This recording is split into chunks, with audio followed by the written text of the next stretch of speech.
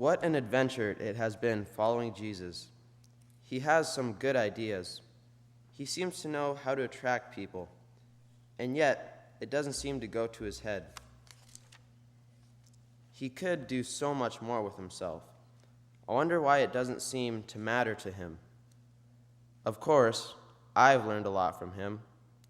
He has taught me to think of other people, what I can do to help them, to notice what their needs are, and that living in faith and trust in God can be an adventure. But I don't know. I'm getting kind of worried. Jesus has been giving us some warnings recently.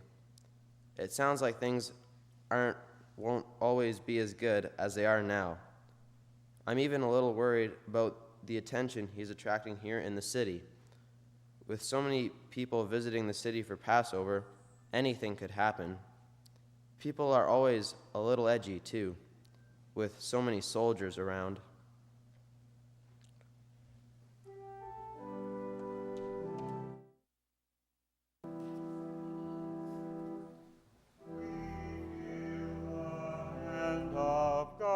Today the strong touch that God brings.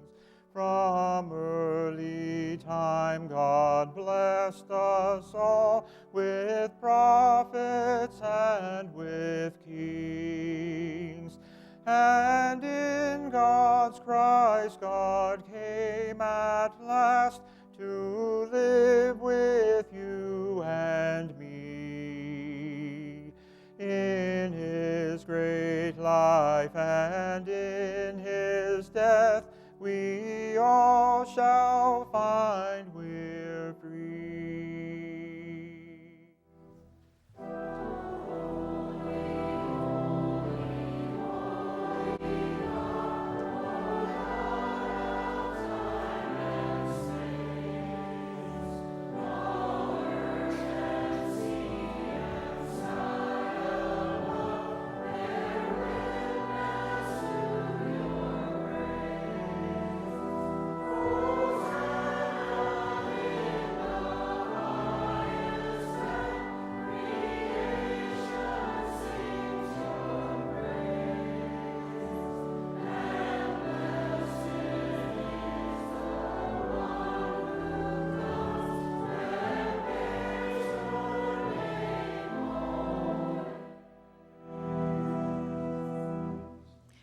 I saw him.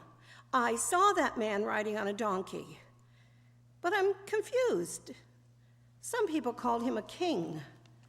But don't most kings ride in on strong horses and parade with their victorious soldiers, showing off the loot they have collected from their military exploits? This wasn't exactly a coronation parade. And even while the crowd seemed filled with excitement, with people shouting and singing and waving palm branches, the man himself didn't seem very excited. He almost seemed sad. It wasn't as if he thought something was happening that we didn't understand. But why wouldn't he? Why wouldn't he be cheering and be excited? People were praising him. They say that he has done some wonderful things.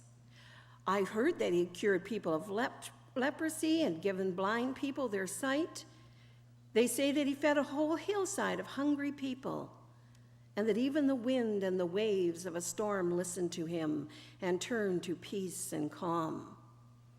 Well, even with all the excitement, I still feel a sense of peace. It's such a nice change from the fearful, pounding heart I get when I see those military parades go by.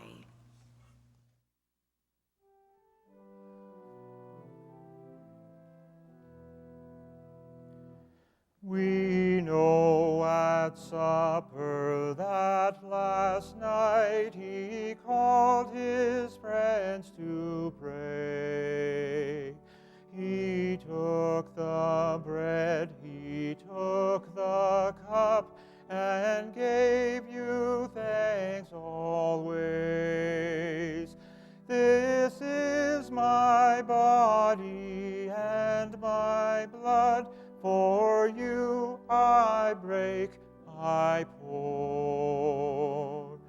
All who eat this bread and drink this cup bear my name forevermore.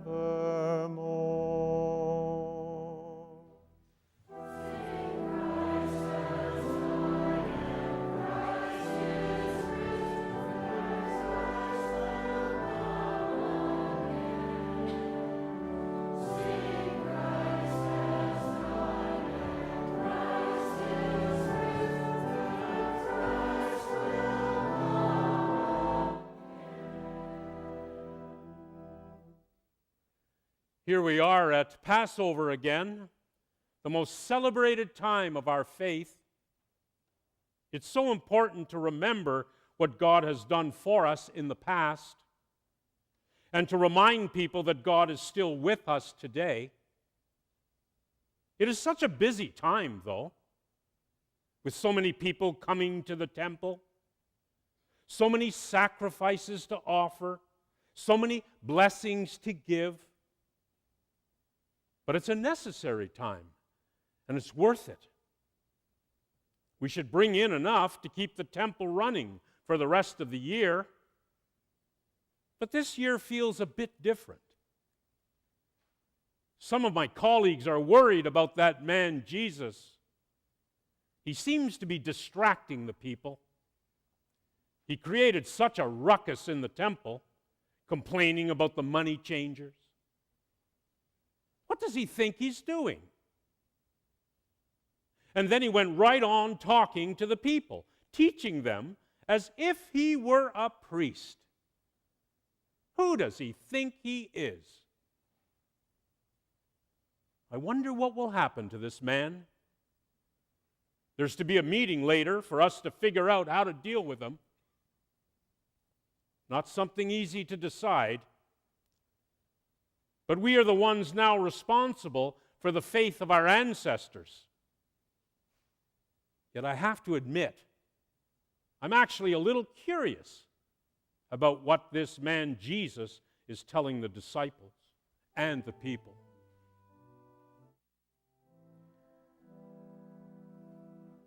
Now bless this bread and bless this cup. Make us each prepare to give our lives to you like Christ your Son, who comes again to live.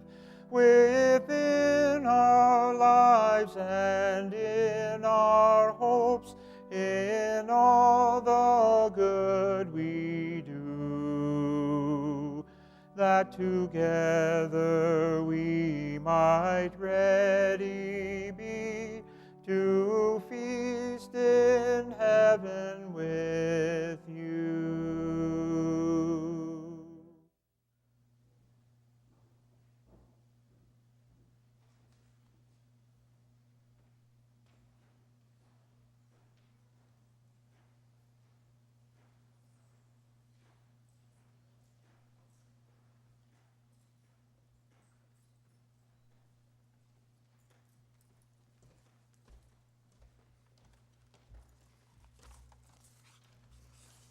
Wow, it's so exciting being in Jerusalem. Such a nice break from being on duty in Manoah.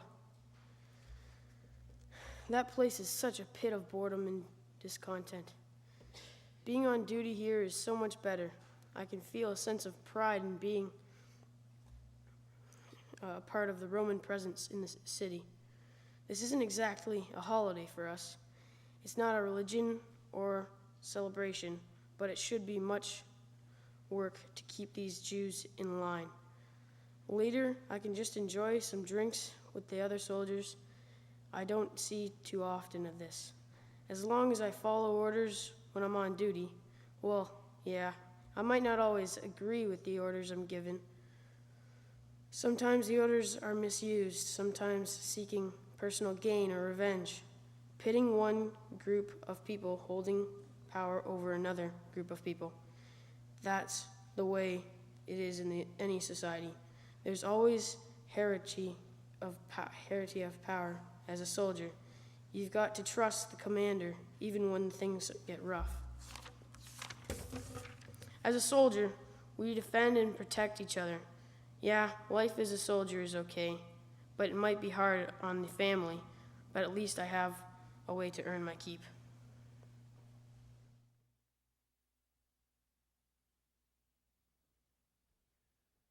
Join me now in our responsive prayer of confession. When you hear the words, "and so we pray together," please respond, "Forgive us, O God."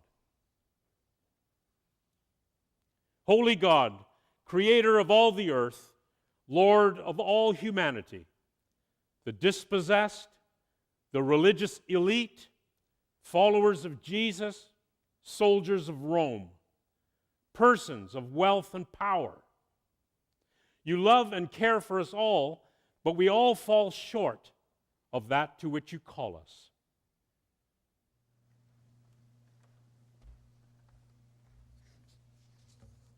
We acknowledge, O God, that we mean well. We want to follow faithfully, but too often we are sidetracked by our lack of understanding of the needs of others or our own ability to care for others. Too often we do only what will be successful in soliciting and the recognition and the praise of others. Too often we are fearful of our own uncertainty about the future, fearful of what others might think of us, fearful that what is asked of us is too risky. Too often we deny that we even know you and are seeking to protect ourselves. And so we pray together, Forgive us, O God.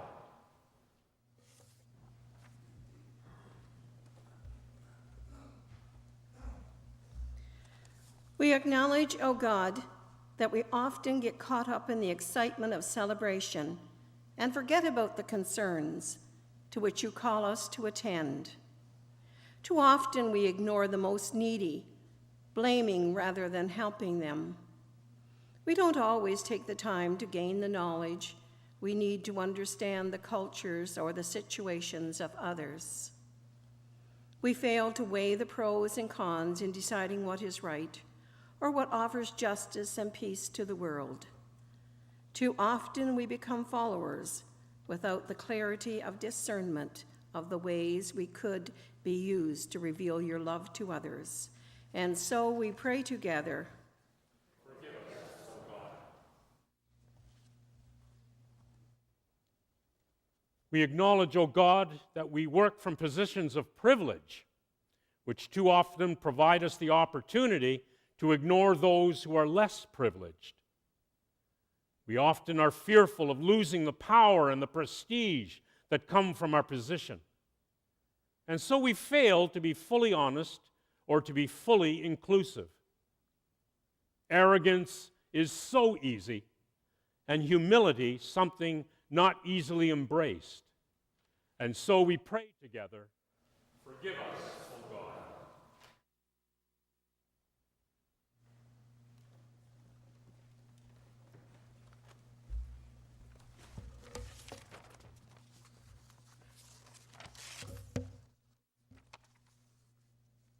We acknowledge, O God, that we too often follow others without questioning. We too often only understand one side of the conflict and fail to open ourselves to learn about the other side. We are easily persuaded to embrace violence, believing that we are entitled to its use for the sake of those in power. We too often see other only as enemy, rather than recognizing the humanity of each man, woman, and child for we encounter. And so we pray together. Forgive us, O God. God's Christ has taught us, we are bold to say together, Our Father, who art in heaven, hallowed be thy name. Thy kingdom come, thy will be done on earth as it is in heaven. Give us this day our daily bread, and forgive us our trespasses, as we forgive those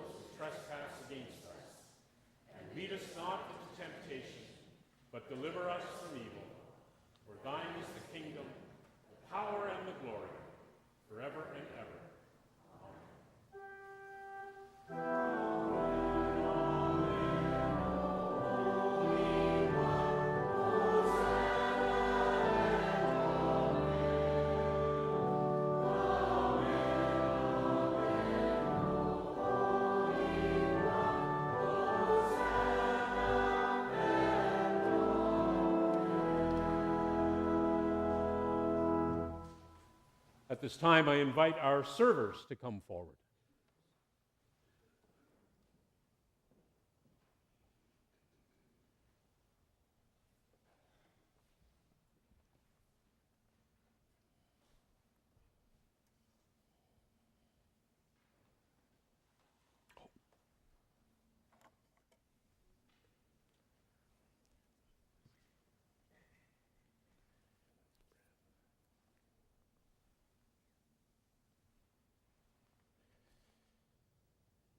The gifts of God for the people of God. Come, for the feast is ready.